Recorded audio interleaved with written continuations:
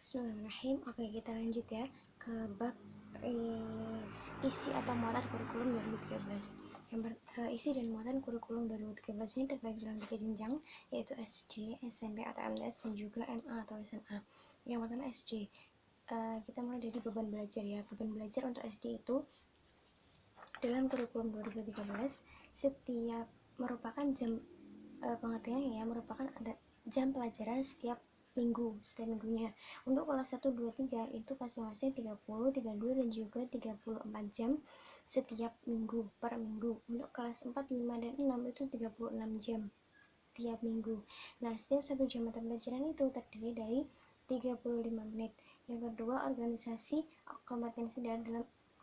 kompetensi dasar dalam mata pelajaran atau KD. Yang ketiga ada kompetensi inti. Jadi dalam K13 itu ciri khasnya ada KI, KD, kompetensi inti dan kompetensi dasar yang harus pengembangan siswa dalam hal kognitif, afektif dan juga psikomotor. Terus yang ketiga dalam SD itu ada pendekatan pembelajaran tematik terintegratif di SD. Jadi ada pelajaran tematik yang biasanya memuat berbagai mata pelajaran dalam satu buku atau dalam satu tema. Nah, temanya itu biasanya berkenaan dengan lingkungan. Dalam tematik itu ada beberapa mata pelajaran seperti PPKN, Bahasa Indonesia, Matematika, SPDP, dan juga PJOK, di mana mata pelajaran ini harus bersinkronan dengan tema yang ada dalam tematik itu. Jadi temanya itu harus disinkronkan gitu loh intinya dengan mata pelajaran yang ada di dalamnya gitu.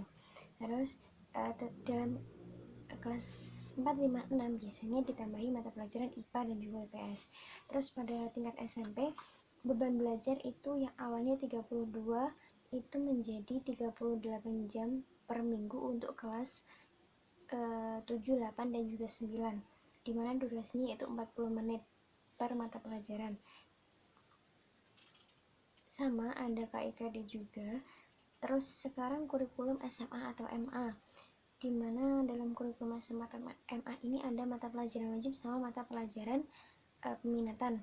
Kalau mata pelajaran wajib itu biasanya terdiri dari mata pelajaran agama, budi pekerti, pendidikan Pancasila, kewarganegaraan, bahasa Indonesia, matematika, sejarah Indonesia, bahasa Inggris, PJOK, SPDP, dan juga prakarya. Kalau peminatan itu ada 3. Ada peminatan matematika, sains, sosial, dan juga bahasa. Ada 4, tambahan 1 lagi tadi. Kalau sains itu biasanya di dalamnya ada fisika, kimia, dan juga biologi. Kalau sosial itu ada geografi, sejarah, sosiologi, dan juga antropologi. Kalau bahasa itu biasanya sastra dan juga bahasa Indonesia, bahasa Inggris, bahasa asing. Terus beban belajar dalam SMA itu yang awalnya kelas 10 itu awalnya 38 jam menjadi 42 jam setiap per minggu.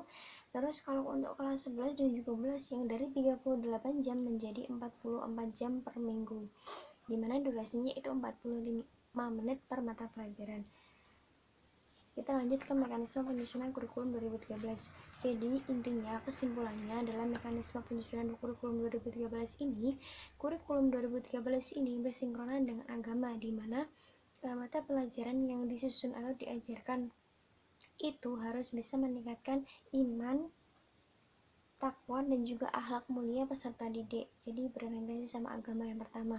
Yang kedua, kurikulum 2013 ini mengembangkan kecerdasan dari berbagai segi hal. Jadi tidak hanya terfokus pada kognitif saja contohnya. Jadi pengembangan kecerdasan ini tergantung pada minat dan bakat masing-masing peserta didik. Terus selanjutnya minat dan bakat ini kayak peserta didik itu diajarkan sesuai dengan kultur atau budaya di daerahnya masing-masing. Jadi tujuannya apa? Tujuannya nanti agar ketika lulus itu bisa mengembangkan potensi yang ada di daerahnya masing-masing. Jadi ini kurikulum 2013 ini benar-benar cakupannya luas gitu loh, bisa sampai ke daerah-daerah gitu. Jadi kurikulumnya ini mempertimbangkan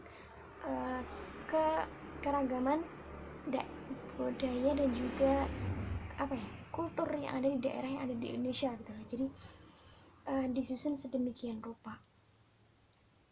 Terus peserta didik itu juga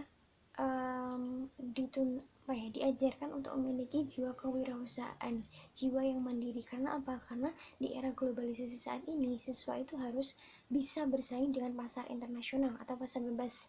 Jadi mereka akan bersaing dengan bangsa-bangsa lain di setiap negara, sehingga mereka harus bisa mandiri, mereka harus bisa bisa mandiri dan juga bisa bersaing dengan bangsa-bangsa yang ada di negara lain gitu. Terus